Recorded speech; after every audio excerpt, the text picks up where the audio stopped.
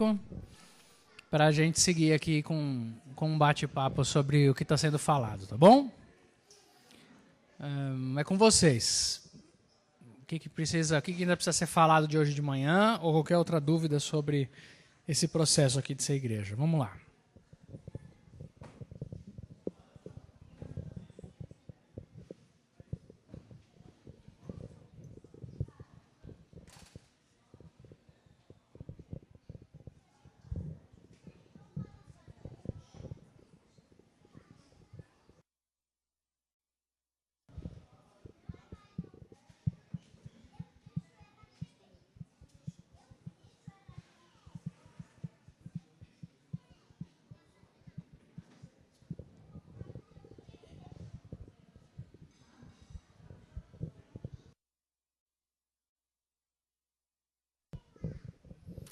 Já está valendo. Quem quiser falar, já pode falar.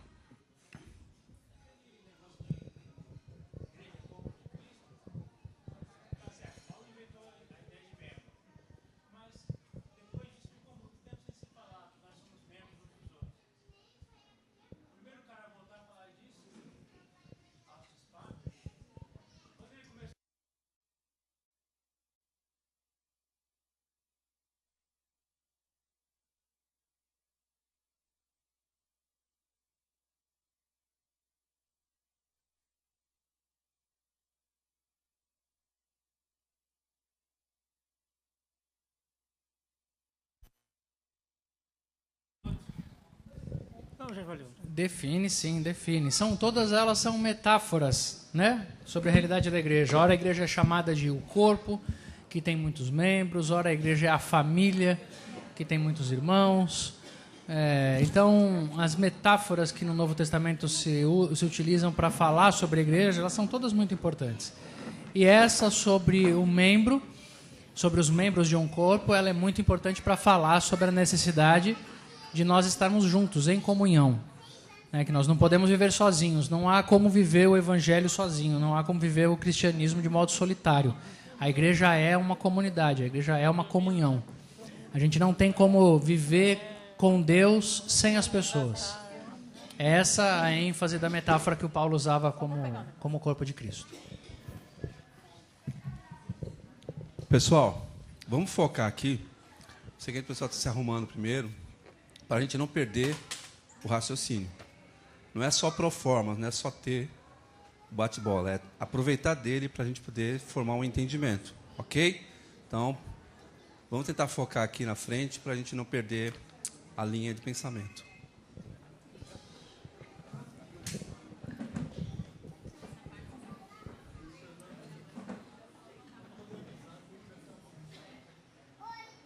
Vamos lá.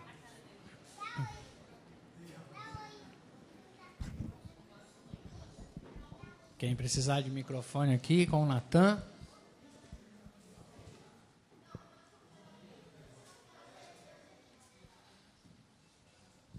Pastor, vamos aproveitar essa questão de interação de uma liderança com a igreja, quando ela reconhece no seu seio os dons que tem nela. Qual é a percepção que a igreja tem que ter numa igreja local, no discernimento dos dons que aparecem nela, que ela identifica? Porque a gente viveu muito tempo refém da canalização numa pessoa só que tem os dons, que retém os dons, a profecia, a palavra, a verdade só está nessa pessoa que está falando no púlpito. A gente costumeiramente ouviu muito a frase: o púlpito não se discute. Isto é, o que vem do púlpito não pode ser questionado, não pode ser avaliado, não pode ser julgado e discernido pela igreja. Como é que o irmão entende a maneira como a igreja pode reconhecer os dons nela para que ela possa se edificar e evitar essa centralidade numa pessoa só? Olha, os dons de liderança de uma igreja que uma igreja tem que observar nas pessoas. Primeiro que uma liderança de uma igreja não está numa pessoa. A liderança de uma igreja está num grupo de pessoas. Você não tem um único líder de uma igreja. Eu quero. Dando docinho, eu vou falando aqui até... Quando vocês perceberem que eu estou sem doce, traz doce. Então, uma igreja não é liderada por um pastor só, por um líder só. Isso não existe no Novo Testamento. O que existe no Novo Testamento é sempre um grupo de pessoas que lideram a igreja. E essas pessoas, elas são pessoas que têm a principal função de guiar espiritualmente uma igreja, de ensinar para a igreja a mensagem do Evangelho e de dar direcionamento espiritual para a igreja, de dizer para a igreja para onde a gente vai, para onde a igreja está indo, o que ela vai fazer, tudo isso pautado nas Escrituras, tudo isso pautado na Bíblia. Então, esse grupo de pessoas, ela cuida de orientar espiritualmente a igreja. É isso. Essa é a liderança de uma igreja. Orientar espiritualmente a igreja. Uma liderança pastoral, né? Então, quando a igreja olha para algumas pessoas e vê nessas pessoas credibilidade de ensino, credibilidade de conselho, de guia, de liderança mesmo, ela pode eleger esses líderes, ela pode olhar para essas pessoas e dizer: vocês são os nossos líderes, nós vamos confiar em vocês e vamos seguir essa liderança e vamos em frente, entendeu? Eu creio que a maneira como a igreja tem que ser liderada, eu creio na seguinte questão. Primeiro, ela não deve ser liderada por uma só pessoa, mas por um grupo. E segundo, a igreja tem que confiar, ela tem que ser um grupo em que ela confia o suficiente para deixar esse grupo trabalhar, para deixar esse grupo caminhar. A igreja sempre é autônoma ao grupo, ou seja, se ela olhar para esse grupo e disser: vocês não nos representam mais, não estão ensinando os evangelhos, ela tem autoridade para dizer: não queremos mais você. Mas, enquanto ela confia nesse grupo e diz: confiamos que vocês estão nos ensinando as Escrituras, ela tem que se deixar guiar, orientar por um grupo assim. Senão não existe como a gente viver em grupo, em sociedade. Toda vez que a gente se reúne para viver em sociedade, a gente precisa de liderança. A liderança é um caminho espiritual, uma guia espiritual da igreja. Entendeu? Uma igreja sem liderança espiritual, ela não é uma igreja, não está indo para lugar nenhum. E uma igreja que tem uma liderança totalitária e que manda e comanda de um jeito déspota, ela também não tem uma liderança, ela tem um tirano, e isso não é bíblico. Então tem que ter esse equilíbrio aí. Acho que a Vânia queria fazer uma pergunta, né? Cadê a Vânia? Passou já? Não? Você quer fazer ainda? Então tá. Sabendo que eu não esqueci. Ainda bem, viu? Senão eu não voltava mais aqui.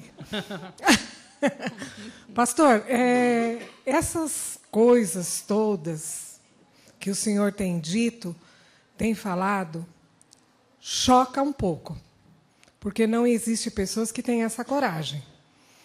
Então, eu gostaria de saber como seria a nova receita, porque são coisas boas, são coisas que precisam ser, talvez até aprendidas no nosso meio, porque durante muito tempo se viveu de um modo, e agora alguém consegue se levantar e mencionar determinadas coisas. Como seria no nosso dia de hoje termos essa nova receita? Embora não existam regras definidas, a gente pode pensar em alguns princípios, né? Para a gente viver mais perto desse Evangelho de Jesus, especialmente depois do que eu falei hoje cedo aqui. Então, um princípio que a igreja tem que ter é não criar estruturas de poder e hierarquia muito fortes. Tem que fugir disso. Então, ela tem que tratar a sua liderança como uma liderança funcional. Pessoas que estão aqui para nos servir, nos abençoar, mas ninguém que manda na igreja, ninguém que... Sabe essas coisas? Ela tem que tomar esse cuidado. Isso tem que passar por todas as lideranças, por todos os professores, por todos os diáconos, pelos pastores e tudo mais. Não ter uma liderança que seja personalista, coisa assim. Um outro princípio importante, a igreja precisa viver uma experiência comunitária mais parecida com o que nós estamos fazendo hoje do que com o auditório, com só o culto. Tem o espaço, tem um momento certo de a gente viver uma celebração com as canções e tudo mais. Mas a igreja não pode fazer só isso. ela não pode fazer mais isso do que as outras coisas. A igreja precisa ter mais experiências como essa daqui. Criar mais ambientes de conversa, de compartilhar, de comer junto, de passar o dia junto. Isso é bem prático. Bem prático. Esse dia aqui que vocês estão vivendo hoje, aqui, que a gente está vivendo junto aqui. Tomar café da manhã junto, conversar, almoçar, conversar. Isso aqui é a melhor coisa que existe para criar comunhão, identidade, passatempo. Isso aqui é maravilhoso. Então, de maneira bem prática, façam isso mais vezes. Sempre que puderem, façam esse tipo de coisa. Entendeu? Isso é uma maneira muito prática de trabalhar. Cuidem do ensino. A liderança dessa igreja está prestando atenção nisso, querendo ouvir sobre Jesus, falar sobre Jesus, pensar o evangelho a partir de Jesus. Isso é muito importante. Prestar atenção no que é ensinado, no que a gente ensina, multiplicar esse ensino, né? Fazer esse ensino passar por outros fóruns, outros grupos de estudo. Eu sei que vocês estão fazendo isso aqui no próprio domingo de manhã, não é? Em outros momentos mais. Essa é uma atitude bem prática para a gente trabalhar na igreja, entendeu? E muito mais são questões do espírito da coisa, questões de jeito de ser. Tudo que eu falei hoje cedo para vocês é muito mais a ver com um jeito de ser igreja. Essas são coisas práticas que a gente pode fazer para se aproximar mais do evangelho. Ok? Pode perguntar mais.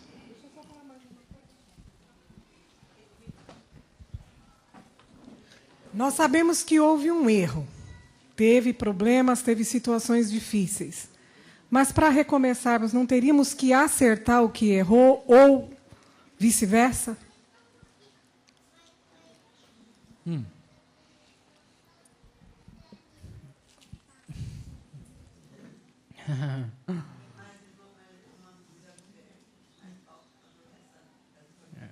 Você também tem? Então vamos lá. Para a gente recomeçar, você tem que acertar os erros. Alguns erros a gente tem que corrigir, outros erros a gente tem que perdoar e esquecer. Se são erros estruturais, a gente agiu errado em algumas coisas, a gente tem que corrigir, óbvio. Fazer diferente e tudo mais. Aí depende, a sua pergunta é bastante subjetiva, né? Quais foram esses erros cometidos? O que a gente está... Obrigado, querido. O que a gente está achando que errou? Esse tipo de coisa que tem que ser avaliado bem. Mas sim, a gente precisa corrigir os erros para recomeçar e seguir em frente. Viu, alguns é só perdoar e vamos embora. Acabou. Eu acredito que a colocação dela é procedente no sentido de transformação da igreja, de mudança da igreja. Eu acredito que a gente está num cenário onde nós estamos dando essa ênfase. Para recomeçar, a gente pensou em o que seria importante para nós no momento de transição. A gente voltar e revisitar alguns conceitos que ao longo do tempo a gente foi perdendo de vista, ou pela dificuldade de diálogo entre nós não nos permitimos refletir isso conjuntamente.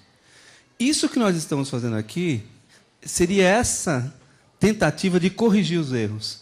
Fazer com que cada um aqui possa expor, junto com o pastor, numa mediação, numa mentoria, as suas percepções, os seus entendimentos, e discutir isso de uma maneira aberta, franca, onde todo mundo pode colocar, sem ser coagido, sem ser cerceado na palavra. Então, isso aqui, esse momento aqui nosso, é uma tentativa de começar de novo numa outra perspectiva.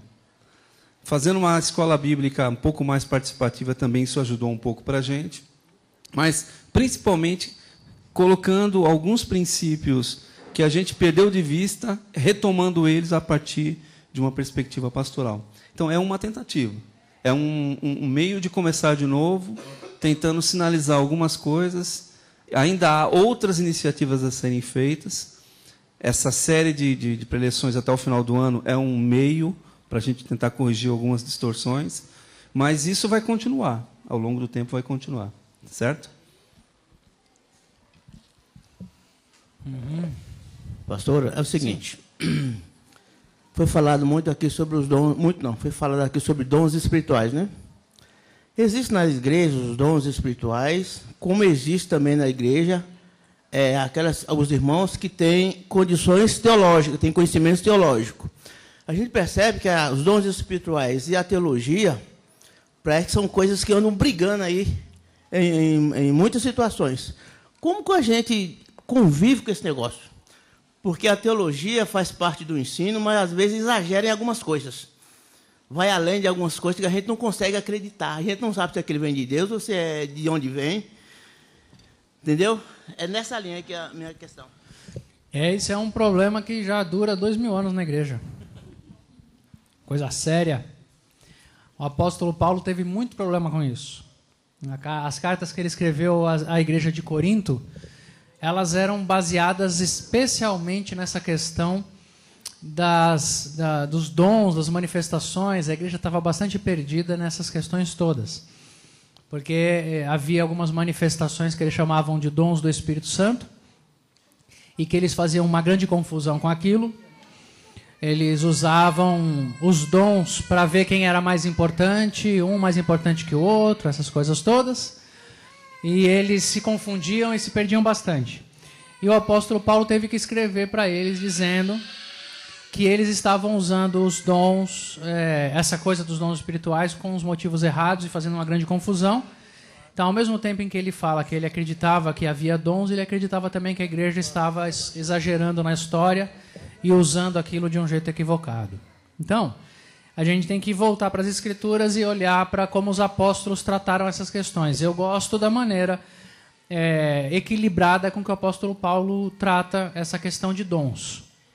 Primeiro porque existem nas Escrituras algumas palavras a respeito de dons, e você pode encontrar alguns dons que são os dons fenomenológicos, dons de fenômenos, que eram os dons de línguas, visões, profecias, sonhos, essas relações de fenômeno do Espírito Santo naqueles dias. E existia também a maneira do apóstolo Paulo falar sobre os dons ministeriais. Dom de servir, dom de ensinar, dom de aconselhar, dom de receber. Ele desenvolvia naqueles dias essa linguagem de falar que os homens tinham dons, habilidades dadas pelo Espírito Santo para desenvolverem o seu trabalho na igreja. São dons ministeriais. E os dons fenomenológicos eram esses que na Bíblia fala-se sobre esses dons de visão, sonho, profecia e línguas e tudo mais. E o apóstolo Paulo fala que todas essas questões, tanto dos fenômenos quanto dos ministérios, esses dons, eles precisam servir e edificar a igreja, em primeiro lugar. Se não edifica, ele não precisa acontecer. E acontecia muito fenômeno nas igrejas naqueles dias que não edificavam a igreja, só causavam divisão. Então o apóstolo Paulo fala que não tem importância e deve ser diminuída mesmo a importância desses dons todos. E os ministérios também, as pessoas têm dons ministeriais para servir a igreja. Se aquele dom ministerial é usado para qualquer outra coisa, deixou de ser dom do Espírito, virou uma vaidade pessoal e deixou de ser do Espírito Santo. Então, para mim, a questão principal é: edifica a igreja ou não edifica a igreja? Se não edifica a igreja, então não é importante, não deve ser desenvolvido, ou, na melhor das hipóteses, pode ser desenvolvido no ambiente da sua própria casa, em quietude, em silêncio e tudo mais. Todas as vezes que a igreja deu muita importância para tentar definir quais são esses dons, ela se perdeu. A começar da igreja de Corinto, e depois de toda a história dos avivamentos no mundo, até o pentecostalismo brasileiro. Todas as vezes que a igreja deu importância demasiada aos dons, ela se perdeu. E todas as vezes que a igreja, com medo desse exagero pentecostal, começou a dizer que não existia nada, ela também se perdeu. Porque Deus é um Deus de sinais, de atuações, e Deus é livre. E se a igreja quiser enquadrar Deus e dizer o que ele pode e o que ele não pode fazer, ela também está muito equivocada e ela se perde também. A gente tem que procurar o equilíbrio. Na minha opinião, o equilíbrio está no seguinte sentido: a gente não vai atrás de dom nenhum. Ou, como o apóstolo Paulo falava, se é para ir atrás de algum dom, vá atrás do dom do ensino, que é mais importante que o dom de línguas. O apóstolo Paulo falou isso, não fui eu. Se quiserem ficar bravos, tem muita coisa que vocês têm que ficar bravos com Paulo, não comigo. Tem gente que fica bravo comigo, eu falo: Paulo que falou isso, não fui eu. Então, a gente não deve ficar procurando dons. A gente tem que entender que o Espírito Santo ministra com a liberdade que ele quer, na hora que ele quer, do jeito que ele quer. Esse é o primeiro cuidado que a gente tem que ter. Não supervalorizar. Um outro cuidado é não ser arrogante ao ponto de dizer: não, Deus não faz mais nada disso. Quem sou eu para saber o que Deus faz e o que Deus não faz? A teologia, se ela começa a dizer que Deus não faz mais nada, ela está definindo a agenda de Deus e ela está errada também. E para mim a questão chave desse problema dos dons é o que acontecia naqueles dias que é o que acontece hoje.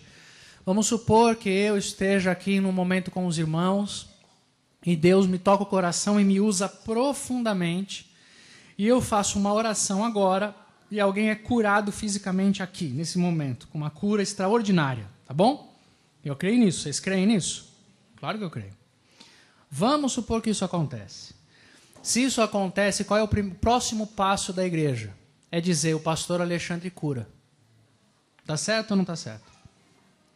E aí é começar a dizer que a oração do pastor Alexandre me curou, a oração do Alexandre me curou. Aí eu vou gostar desse negócio, vocês vão falar, vamos pôr uma faixa no bairro dizendo, toda terça-noite tem oração do pastor Alexandre que cura os enfermos. Não é o que a gente faz? Eu vou gostar disso, vocês vão gostar disso, a gente montou um grande circo e pronto, aí tá beleza. Então eu creio que Deus pode curar, dar visão e sonho, e Ele faz isso com toda a liberalidade. Agora, no dia em que eu, Alexandre, me levantar dizendo, Deus me usa o tempo inteiro para curar, eu acho que Deus tira a mão de mim e fala, não tenho nada a ver mais com esse cara. Porque ele não vejo isso no Novo Testamento, Deus dando um dom e deixando você usar irresponsavelmente do jeito que você quer. O que eu creio é que Deus usa pessoas para fazer o que Ele quer e as deixa de usar também depois.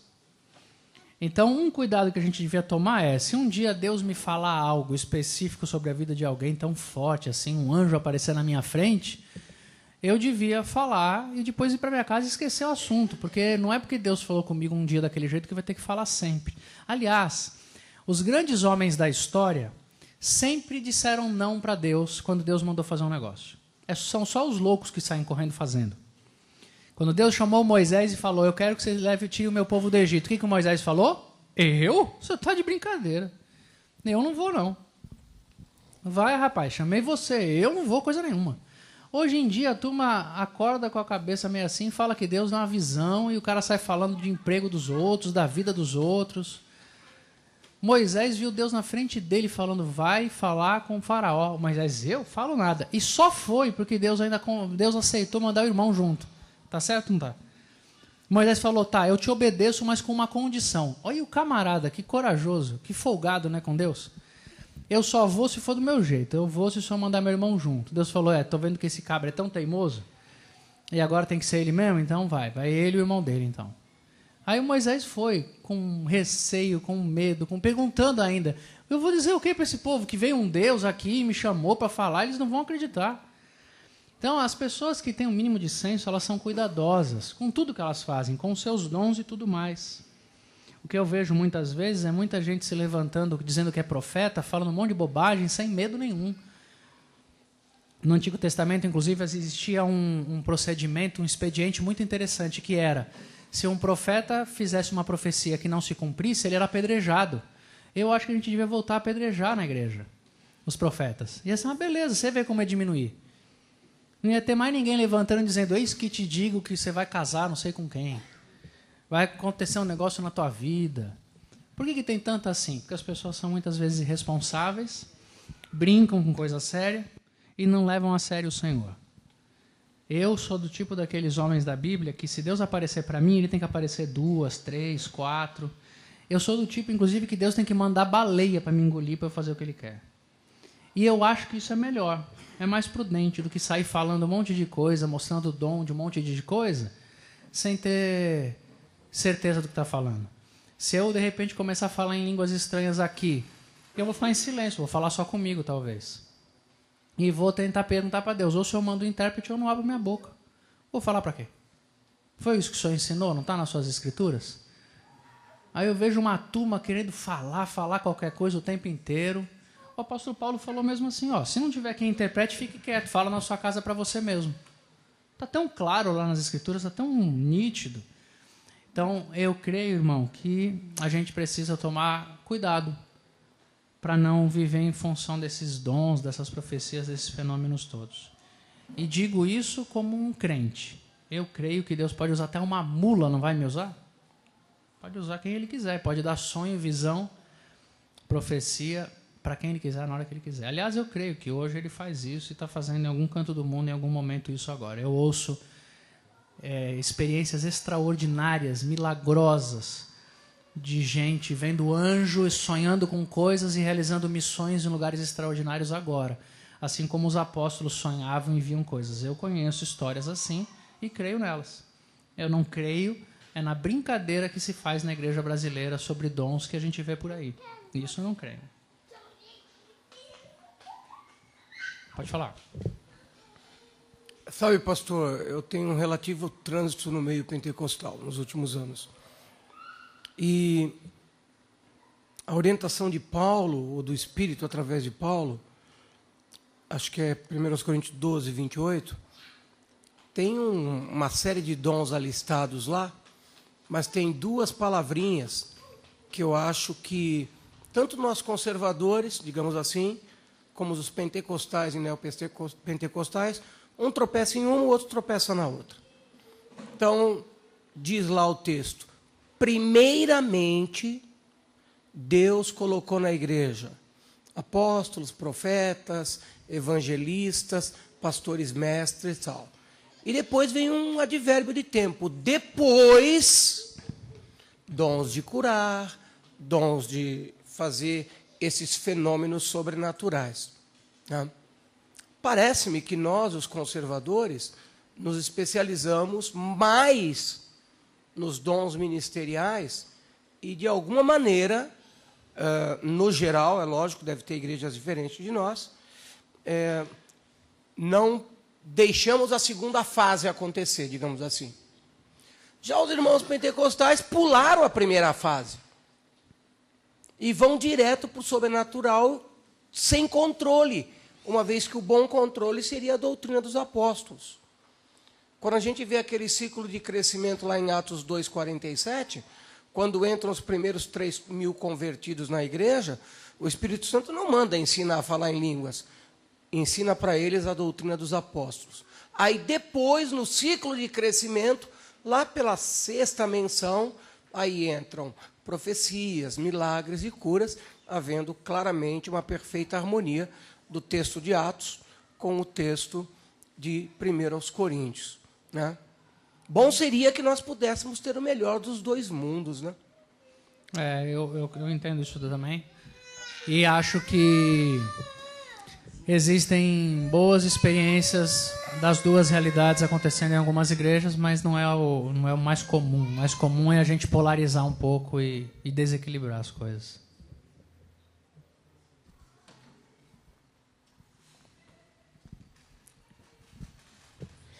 O pastor falou que é preciso haver um ambiente de confiança, né? A igreja precisa confiar em sua liderança de certa maneira, e enquanto também avalia se essa liderança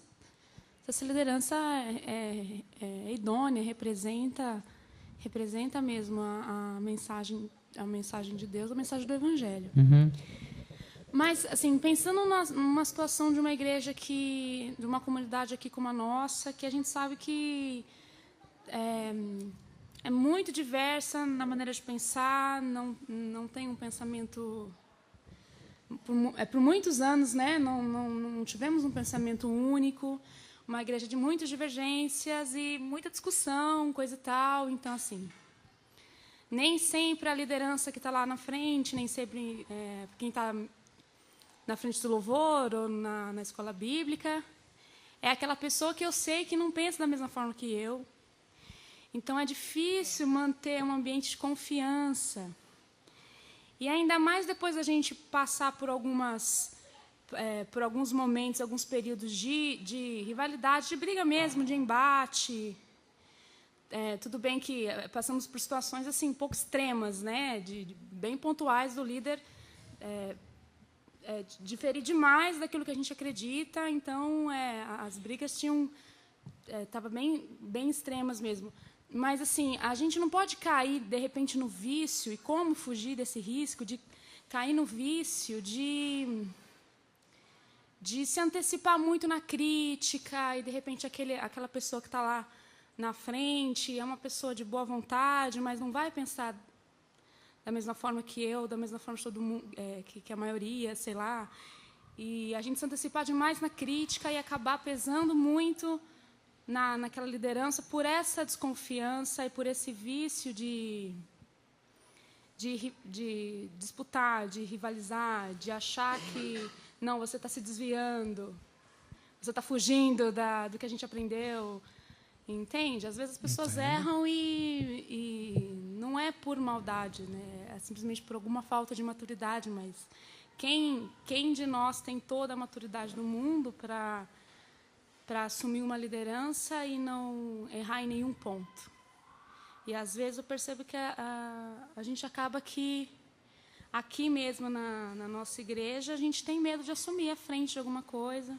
Acho que aconteceu com muita gente aqui de já ter assumido a frente de alguma coisa e ter passado por uma situação assim, de errar e ser criticado muito duramente. E às vezes a gente tem esse medo, né, de ou ser sobrecarregado com muitas expectativas ou ser sobrecarregado com muitas críticas. Como fugir desse erro, desse risco? A gente corre esse risco mesmo, porque a experiência de vocês aqui, as últimas... achei que era seu. As últimas experiências que vocês viveram causaram muitas divisões e tem gente que pensa ao contrário e vocês me contam os testemunhos de que há críticas muito fortes. Tudo isso que você falou é muito verdadeiro. E vocês precisam, mais do que nunca, e mais do que com muitos outros grupos, vocês precisam estabelecer uma relação de confiança com a sua liderança. Porque senão não vão para direção nenhuma. A gente tem que confiar. A gente tem que olhar para a história recente e tentar fazer um pouco diferente do que fez e recomeçar de um jeito mais tranquilo. Então, a primeira palavra é desarmar os ânimos. Se estiverem com o coração muito em conflito, uns com os outros, não vão conseguir unidade. Não existe jeito, porque não é só ouvir a mesma coisa. A gente tem que desarmar e tentar andar um pouco junto. Então, me parece que vocês estão fazendo isso é muito interessante, a liderança está ajudando bastante nesse processo, é desarmar os ânimos, é acalmar, é a gente deixar para trás pontos de conflito que aconteceram e desarmar o ânimo para poder ter um recomeço, acreditar que a gente pode recomeçar e olhar para frente. Segunda coisa é ter uma relação de confiança com a liderança. O que quer dizer isso? Achar que a liderança não erra? Não. Concordar com tudo que a liderança fala? Não. A gente precisa acreditar que essa liderança ama o mínimo de Jesus que a gente também ama. Existe um mínimo da mensagem de Jesus Cristo que tem que ser a base. Essa liderança crê desse jeito, essa liderança crê em Jesus. Nós confiamos neles, sabemos que são pessoas que têm caráter, amam a Jesus. Então agora vamos prestar atenção e ver o que eles nos ajudam? Vamos lá? Vamos. Me parece que, de um modo geral, a igreja também está fazendo isso, está dando um voto de confiança à liderança e dizendo... A liderança fez propostas, vamos estudar isso, vamos fazer essas reuniões. Me parece que o pessoal está dizendo, vamos lá, vamos ver. E tem que fazer mais. Vamos prestar atenção com confiança na liderança. Entendeu? E uma outra coisa muito, muito, muito importante. Os irmãos fizeram a coisa certa em chamar a atenção da igreja esse ano todo para a gente repensar os temas fundamentais da fé. Porque uma igreja precisa ter concordância no que é fundamental da fé. Mas você nunca vai ter uma igreja, nem dentro da própria liderança, que pensa igual em todos os assuntos. Não vai ter isso. Então, como é que a gente trata um momento desse da igreja? Dando menos importância para as questões periféricas da fé e mais importância para o que é central. Então, nós vamos falar sobre Jesus, vamos falar sobre a igreja, vamos falar sobre o evangelho. Nós não vamos ficar aqui, e espero que vocês não façam isso esse ano, que a liderança fique trazendo temas de discussão teológica a respeito do livre-arbítrio ou da predestinação, por exemplo. Vocês vão morrer aqui, vocês vão se matar, aliás. E por quê? Porque esse assunto não tem nenhuma importância. E é óbvio que tem gente que pensa diferente. Imagina se você tiver que escolher uma liderança que pensa...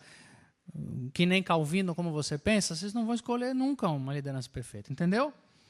Então, diminuir a força de assuntos secundários. Isso aqui é secundário. Isso aqui a gente não vai nem pensar em tratar hoje. Se um dia for tratar, é lá na frente. Hoje não. Hoje nós vamos falar sobre Jesus, sobre a fé, sobre o amor, sobre a oração e tudo mais.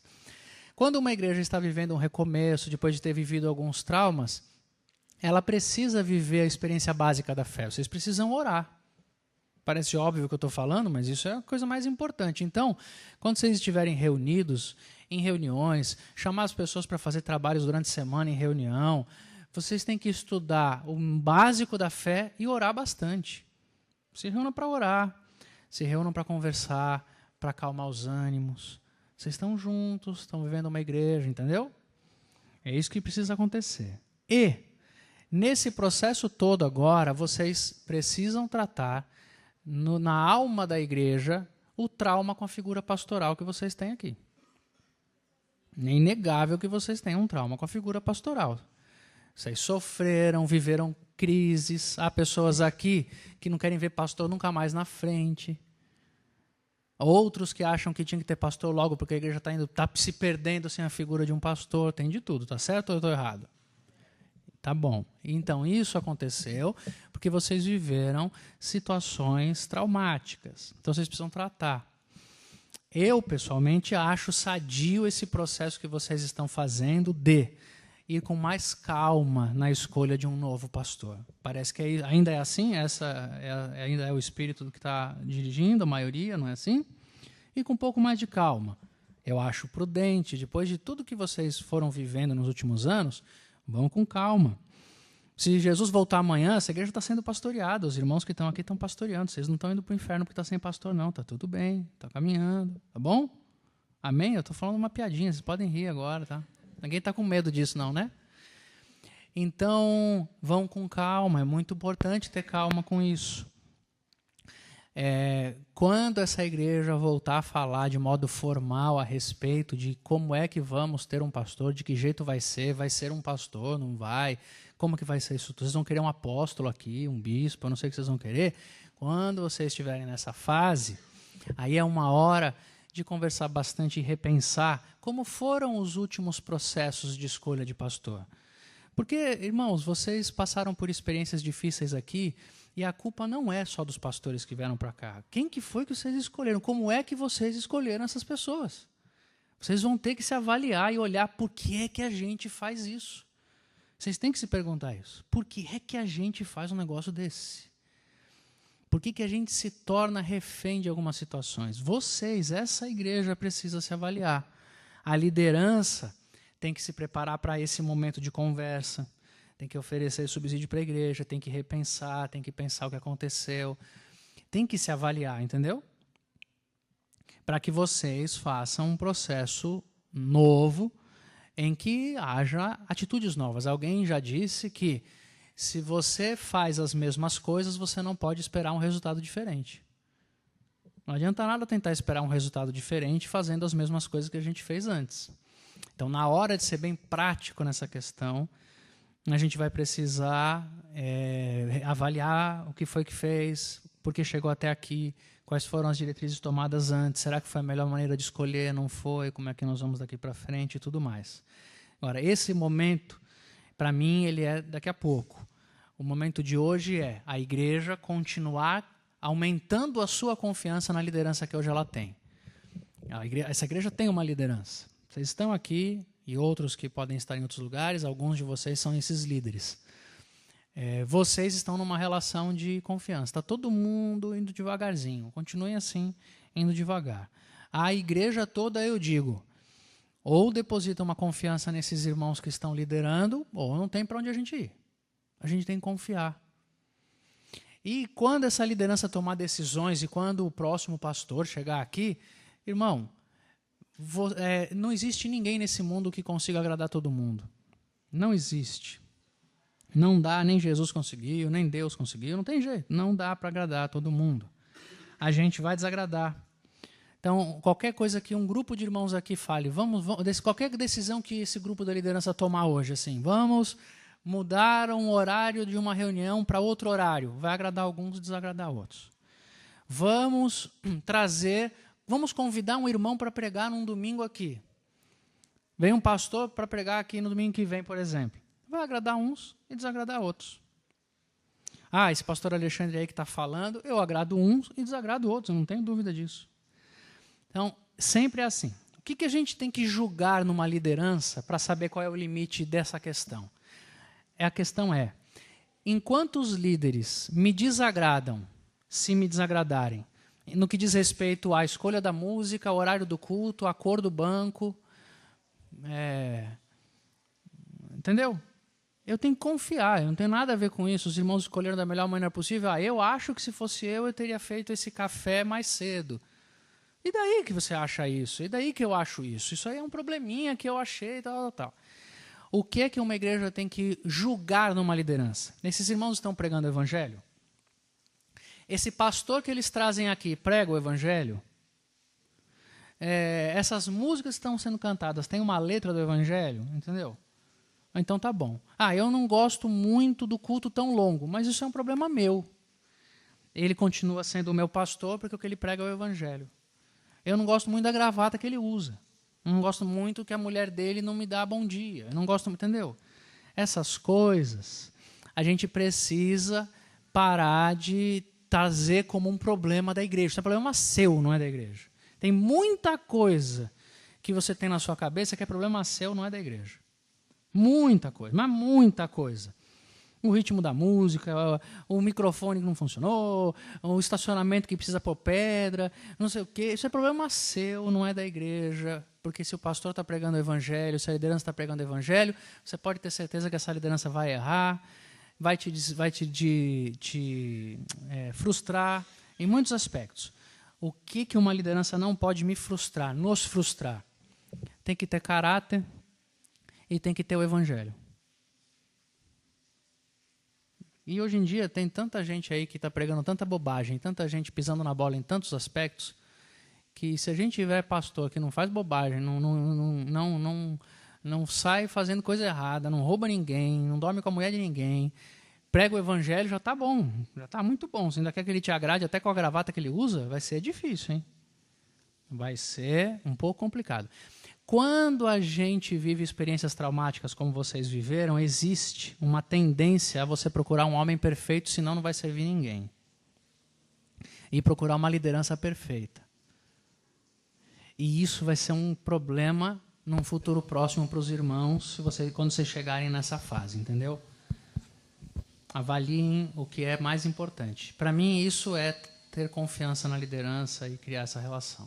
Pastor, o senhor fez um comentário sobre a liderança. Não é uma pergunta, né? Eu vou só fazer uma colocação.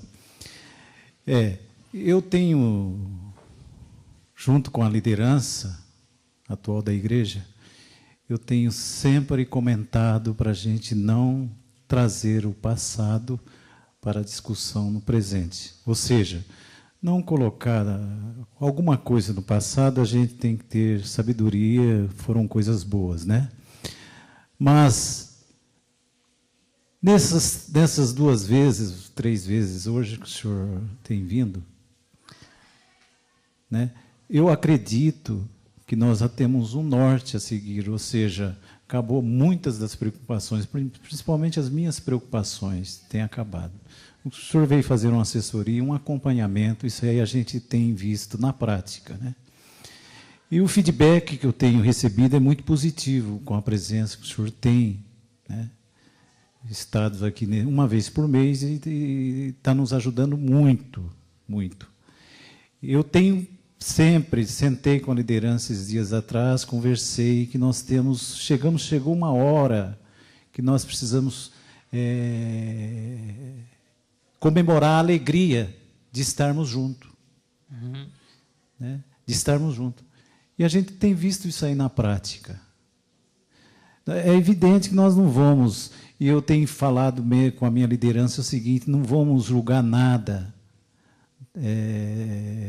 ser tendencioso, vamos com calma, vamos resolver as coisas sem isenção, né?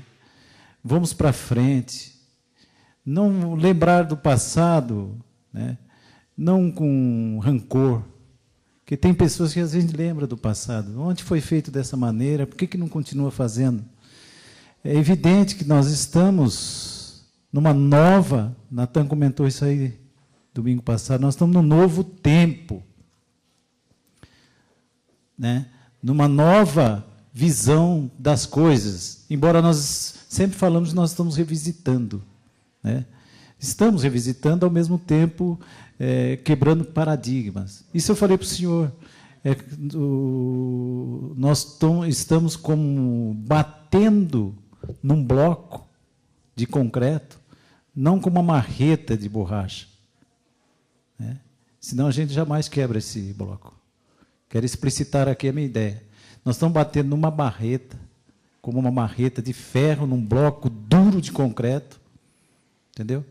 Mas que ele vai quebrando devagarinho, devagarinho. Uhum. E nós vamos reerguer essa igreja.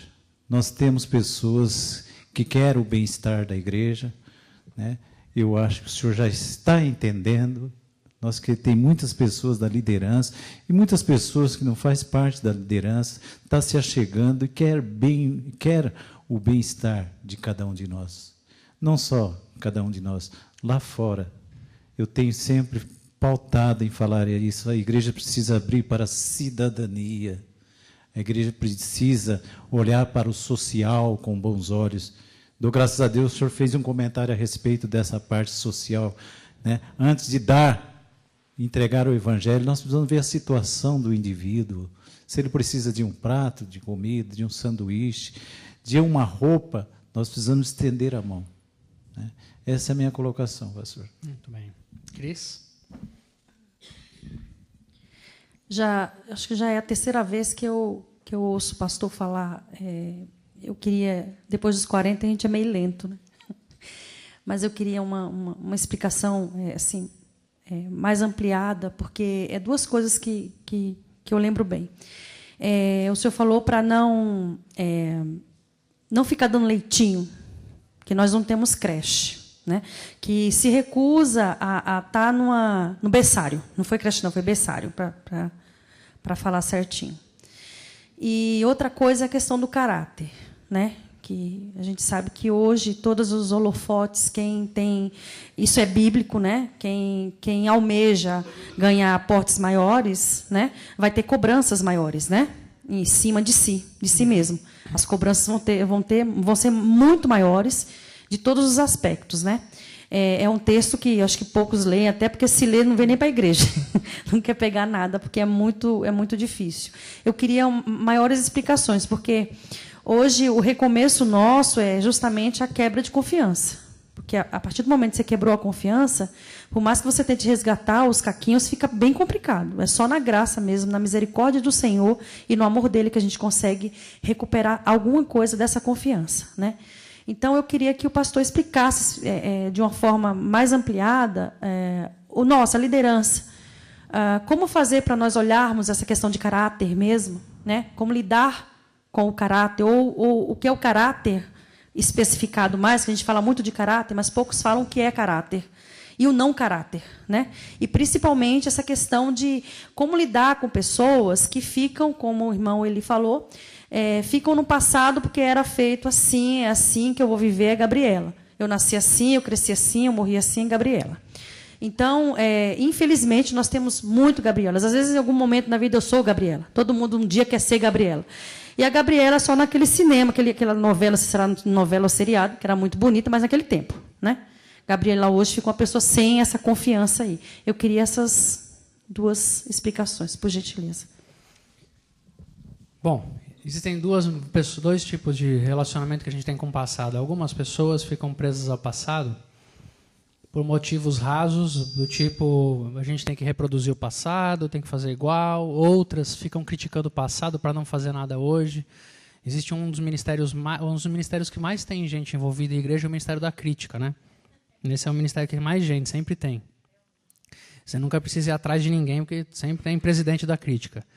Que é a atitude de ficar olhando para trás e falando, isso está errado, se foi errado, se foi errado, se foi errado, e nunca se envolver. Eu sou do tipo que acredito que crítica só é possível com quem se envolve. Se você não está envolvido, não vem me falar nada do que você pensa, porque não me interessa. Crítica é uma relação de envolvimento. Então, existe uma relação de lá para o passado desse jeito aí, que é de crítica, que é de avaliação, que é de tudo, de reclamação e tudo mais. E também tem uma relação com o passado que é de dor. Eu fui vítima de um processo do passado, aí é uma outra relação. E essas pessoas que foram vítimas de um processo com o passado, no contexto da igreja, no contexto de tudo, elas estão machucadas e têm direito de estar machucadas. E muitas já desistiram, não quero fazer nada, não vou fazer nada, estou machucado, não acredito mais e tudo mais. O que é importante para essas pessoas? É viver um processo de graça, de perdão, de cura, e que é acompanhado de realismo. Você não tem como ter vivido trauma e ser ingênuo. Quem viveu um trauma nunca mais é ingênuo. Está entendendo? Não é mais. A ingenuidade ela é normal de quem ainda não sofreu. Quem sofreu não é mais ingênuo. E a gente pode ter esperança sem ingenuidade. Porque a esperança ingênua, ela é muito infantil, ela acredita em tudo. Uma pessoa realista com esperança é aquela que sabe que pode, inclusive, apanhar de novo. Por isso ela é cuidadosa, mas ela não desistiu de viver. Entendeu? Então, assim, hoje, vocês estão numa fase de ter esperança, de olhar para o futuro sem ingenuidades. Não sejam ingênuos. Não virá um salvador para resolver os problemas dessa igreja. Vocês já sabem disso, vocês já viram isso acontecer. Não sejam ingênuos em nada, sejam realistas. Vão com cuidado, mas vão, continuem seguindo. Então, a gente precisa tirar o passado da nossa história. Vocês dois citaram essa coisa de ficar olhando para o passado. Precisa tratar. Aos críticos, não falar mais no assunto. Esquece o passado. Não me importa como que era no tempo da sua mãe, do seu pai, do seu avô, do seu tio. Nós estamos vivendo hoje, a gente precisa seguir hoje. E aos machucados, a gente precisa tratar com graça, misericórdia e com esperança. Não adianta só ficar machucado também e achar que nunca vai ser curado, nunca vai seguir em frente. É assim que a gente tem que lidar com isso. Eu acho que vocês estão numa fase de nutrir esperança sem ingenuidade aqui na igreja. Fazer as coisas com realismo, com calma e seguindo em frente. Por que é que nós continuamos na igreja? Por que é que nós queremos viver a igreja? Qualquer pessoa que tenha se envolvido nos bastidores de uma igreja cristã de verdade já viveu trauma. Já serviu gente? Então você já sofreu. Não tem jeito de você servir sem não se frustrar. Se você não se frustrou, você estava só brincando, você não serviu. Você se envolveu com pessoas, você serviu numa igreja, então você já se machucou. Entendeu? Você já sabe disso daí. Agora, por que a gente continua? Por que a gente está seguindo em frente? Porque existe dentro de nós uma outra realidade muito mais profunda que diz, que nos manda, vamos seguindo em frente, vamos obedecer. Vamos obedecer, vamos seguindo em frente. Agora, minha vida, minha história pessoal com a igreja, por causa das minhas histórias, da minha história pessoal, muitos de vocês conhecem tudo o que aconteceu e tudo, a minha história me fez ser um esperançoso realista. Quer dizer, eu não sou mais bobo, e eu sou cada vez menos bobo, e cada vez dou menos importância para o que não tem importância. Por isso que eu venho aqui e falo essas coisas para vocês. Ou eu não dou importância para crente melindroso, que é a segunda resposta. Por quê? Porque, desculpa, eu já passei por algumas coisas na minha vida e na vida das pessoas, já sofri algumas coisas que não me permitem mais ser abobalhado. Então, eu não vou perder tempo com você se você não gosta desse arranjo e acha que isso é um problema sério. Com todo respeito, isso é um problema seu, vai para sua casa, não me enrole, não me dê trabalho, porque eu já carrego tantas questões na minha alma a respeito de tanta coisa que eu já me dou ao direito de não perder tempo com coisa que não tem a menor importância. Entende? Acho que a gente tem que viver, olhar para frente e amadurecer. A maturidade é resultado de quem tem esperança realista. E, respondendo ainda essa questão, explicando melhor essa questão das pessoas que são melindrosas, eu creio que a liderança, qualquer exercício de liderança, já tem que ter embutido em si mesmo nessa liderança o discernimento para o que é importante. A gente tem que saber discernir o que é importante. Para nós e para o mundo e para as pessoas. Entendeu? E nesse exercício de descobrir o que é importante, a gente vai tentar diminuir essas infantilidades que muita gente que já devia estar comendo feijoada fica tomando leitinho. Então, é função da liderança discernir o que é importante, para o que ensina, para onde está indo e como se relaciona com as pessoas. Por exemplo, na atividade pastoral, na atividade do aconselhamento, por exemplo, isso tem que acontecer muito. Às vezes você vai aconselhar uma pessoa, ela senta na sua frente e ela fala uma porção de coisas que são periféricas. O bom conselheiro, o bom psicólogo, o bom terapeuta sabe a hora que ele chegou no que é importante de fato. Entendeu? Muito falado é periférico. Tal. Mas, de repente, você falou uma coisa que a pessoa que tem discernimento fala, isso é importante. E isso é que nós vamos mexer. Entendeu? Porque senão a gente vive a infantilidade das coisas. Então, eu penso que a liderança tem que prestar atenção no que é importante. Isso quer dizer que, para vocês, de modo muito prático, eu sei que vocês estão na intenção, e devem ter mesmo essa intenção, de chamar as pessoas que se afastaram um pouco para voltarem. Vamos lá, irmão, você não está indo na igreja, mas vamos lá e tal. Nesse exercício, vocês vão encontrar gente melindrosa que vai ficar falando, eu não volto mais lá porque eles mudaram o arranjo da flor de lugar, porque o último pastor pintou a sala de amarelo, e eu acho isso um absurdo. Vão encontrar, não vão? Aí vocês olham educadamente para essas pessoas, dizem, então tá bom, meu irmão, Deus te abençoe, sacudam a saia de vocês, deixe o cartãozinho da igreja com horário de culto, leva o boletim tão bem feito, leva lá e fala aqui, irmão, então tá bom, quando o irmão quiser ir lá, vai lá, nós estamos esperando o irmão, Deus abençoe. Vem para sua casa, durma em paz e esquece o assunto. Entendeu? Não fique limpando fralda de gente que não quer crescer. Desculpa, pode ir. Então. O caráter. Tá bom, o caráter, isso é uma questão muito importante. O que é o caráter que a gente deve olhar numa pessoa, num cristão, num líder especialmente? É uma impecabilidade? Obviamente que não. Todos nós pecamos, tá bom? Mas cometer pecados e ter fraquezas na vida é diferente de ter um mau caráter, como a gente trata de modo sociológico e legal e jurídico muitas vezes. O mau caratismo é uma decisão, ainda que um pouco inconsciente, mas é uma decisão de agir erradamente em detrimento do que se existe estabelecido como correto. E essa decisão pode ser clara, pode ser aberta ou hipócrita, escondida. Ambos são mau caráteres. Tem gente que é mau caráter e fala, mas eu assumo, e ele acha que só pelo fato de assumir ser mau caráter ele é bonzinho. Não, ele continua sendo mau caráter. Ele só também é cara de pau. O outro é mau caráter, mas esconde. Os dois são. Então, uma coisa é você saber que você está convivendo com uma liderança que é humana, que sofre tentações em áreas todas. Nas áreas de poder, nas áreas de influência, nas áreas da sexualidade, na área do dinheiro. Todos sofremos tentações e estamos aqui, precisamos nos comportar e cuidar e tomar atenção nessas coisas todas, tá bom? Isso é uma coisa. Outra coisa, por exemplo, é você ter um líder da igreja, um pastor, seja quem for, que está roubando. E que rouba de modo contumaz. Você pode até tratar como cleptomania. Aí você manda ele para um terapeuta, mas ele continua sendo um ladrão.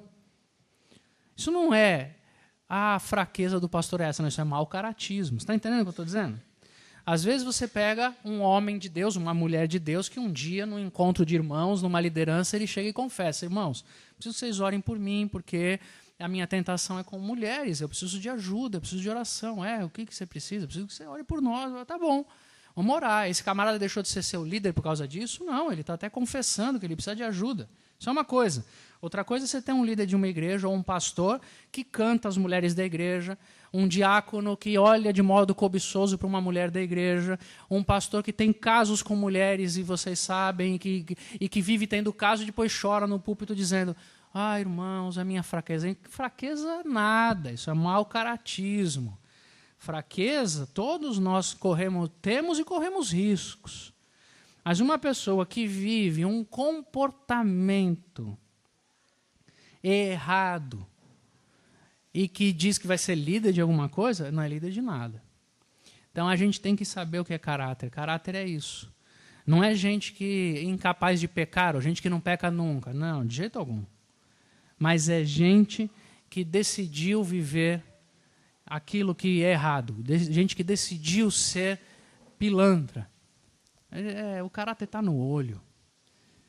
Tem que ter discernimento também para saber, né? Embora hoje em dia a gente se perde tanto, a gente respeita tanto as instituições de liderança, que a gente às vezes pega um cara que diz assim, eu sou pastor, mas é um pilantra, é um safado, é um adúltero, é um mulherengo, é um ladrão, mas a gente diz, não, mas ele é pastor, é ungido do Senhor. Ungido é do diabo. O que é ungido do Senhor? Coisa ungida nenhuma. Entendeu? Camarada que está roubando. Ele não está confessando assim, irmãos, eu tenho um problema com dinheiro. Se me oferecerem dinheiro, eu preciso orar para sair. Não é disso que ele está falando.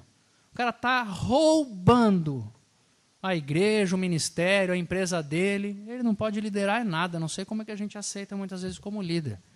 Entendeu o que é caráter? Eu nunca me esqueço de uma história que dizem que aconteceu com Abraham Lincoln nos Estados Unidos. E não sei se é exatamente, pode ser uma lenda, mas a história é bacana, em que disseram que entrou alguém no gabinete dele, o presidente americano, Abraham Lincoln, entrou alguém no gabinete dele para corrompê-lo, pagar uma grana para ele deixar umas questões lá que ele estava combatendo à época. E o cara chegou para ele e falou, olha, eu quero te dar X, a gente se acerta aqui, e ele ficou bravo, ofendido, disse, isso de jeito nenhum, eu não vou fazer uma coisa dessa, eu não quero um negócio desse, isso não está certo. Aí o camarada, na situação, insistindo, não, eu te dou 2x.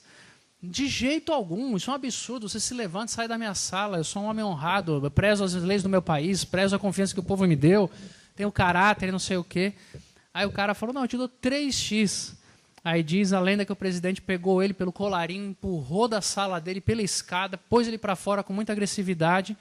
Aí o cara ficou bravo, se levantou e falou assim, a gente está só conversando e negociando, eu te ofereci X, 2x, agora na terceira vez você vai me dar essa... Por que você fez isso? Daí ele falou, porque você estava chegando perto do meu preço. Entendeu? Deixa eu pôr esse cara para fora. Isso é caráter. Entendeu? Uma pessoa de caráter sabe que tem preço. Uma pessoa de caráter sabe que pode pecar. E por conta disso, presta muita atenção com o que faz. Então a gente precisa, nós líderes precisamos avaliar o nosso coração.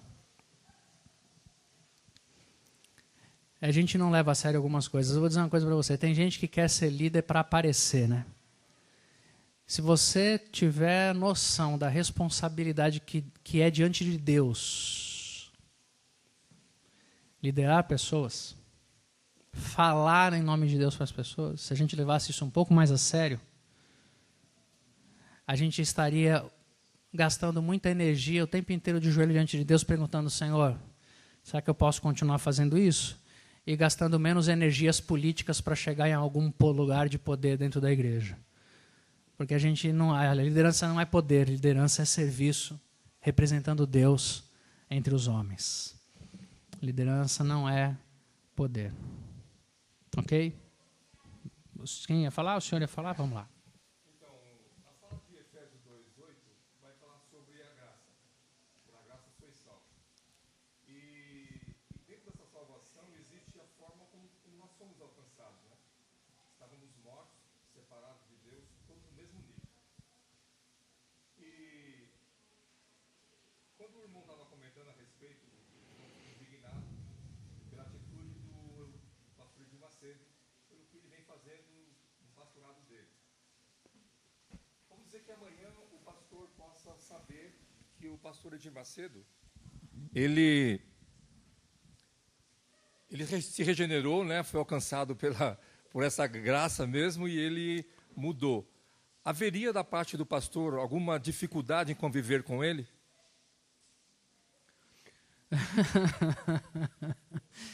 Essa foi boa, essa é muito boa. Bom, eu quero dizer uma coisa para o irmão que eu não tenho nenhuma dificuldade em acreditar que até o Edir Macedo pode estar salvo.